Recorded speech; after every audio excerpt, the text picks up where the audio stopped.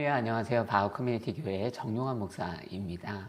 제가 개인적으로 계속 큐티 하면서 저의 개인적 페북에 오늘도 주님 생각이라고 하는 묵상을 올리고 있는데요. 간혹 이렇게 영상으로도 은혜들을 나누면서 여러분들과 제가 말씀의 은혜와 도전들 함께 공유했으면 좋겠다 이런 생각이 듭니다. 오늘도 주님 생각으로 하루를 시작했는데요. 창세기 34장 1절부터 17절의 말씀이었습니다. 오늘 본문에는 굉장히 안타까운 사건이 기록되어 있습니다. 야곱의 자녀 중에 하나였던 디나, 그 딸이 그 세겜이라는 곳에서 사실 동네 마실 나갔다가 한 사람에게 몹쓸 짓을 당하게 되는 범죄의 피해자가 되는 이야기였습니다. 그녀는 이 성적인 범죄의 피해로 인해서 심신이 다쳤습니다. 굉장히 형언할 수 없는, 어떤 말로도 설명할 수 없는 너무나 심한 상처를 입게 된 것입니다. 그녀를 살려야 된다. 디나를 회복해야 한다. 안정을 취하게 해야겠다. 이런 생각이 말씀을 읽으면서 듭니다. 그런데 말씀의 기록, 단편적인 기록이긴 하지만 그 기록 안을 보면 야곱은 이 문제에 딱히 반응하지 않습니다.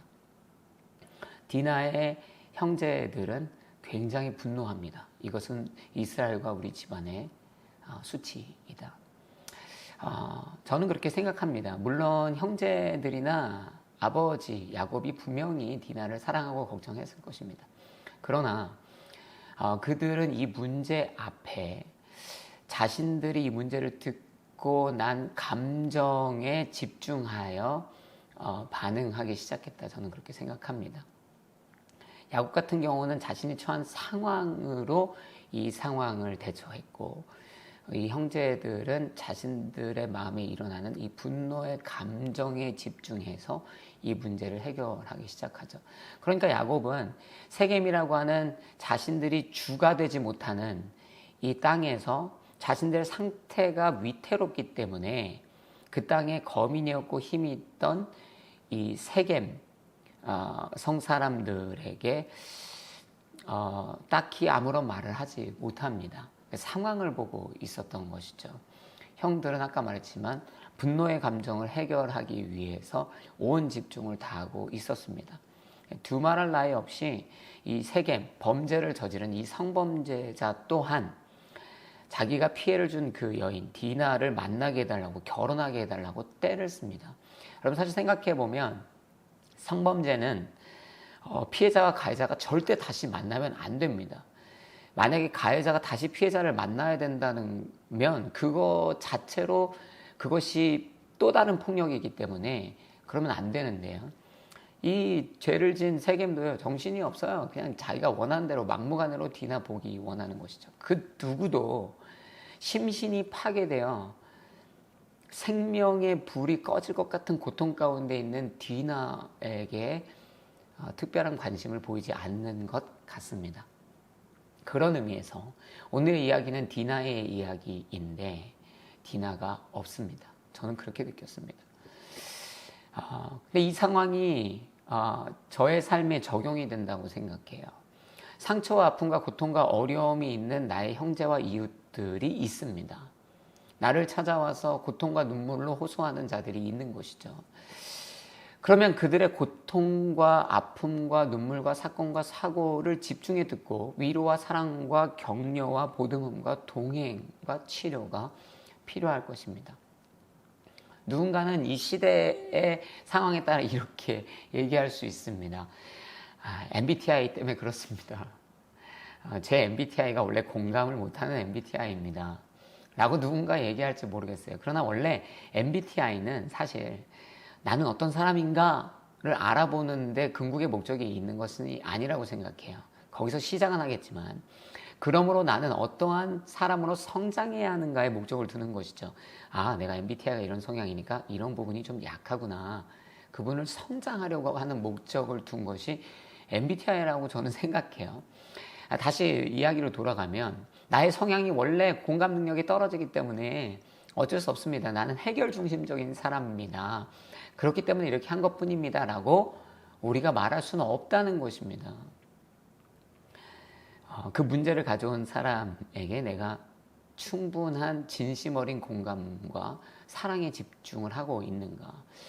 문제를 들 때 그 문제를 내 중심으로 해결하려는 시도보다 그 사람의 중심에서 봐줄 수 있고 그 사람의 시각으로 다가설 수 있는 현실적 걸음이 필요한 것은 사실입니다.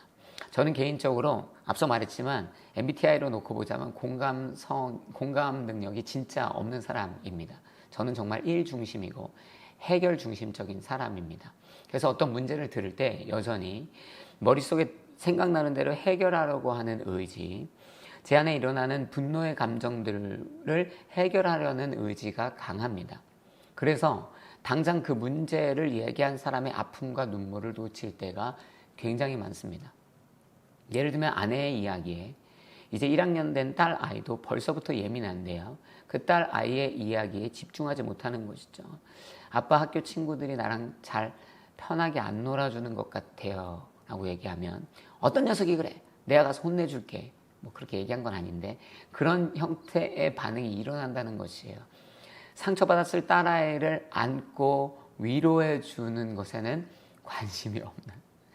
생각해 보니까 하물며 가족에게도 이런데 이웃의 이야기, 성도의 이야기에 내가 그동안 어떻게 반응하며 살았을까? 라는 생각이 들면서 회개의 마음이 드는 것이죠. 정말로 우리는 공감과 사랑과 집중과 위로와 격려와 동행이 필요한 것 같습니다.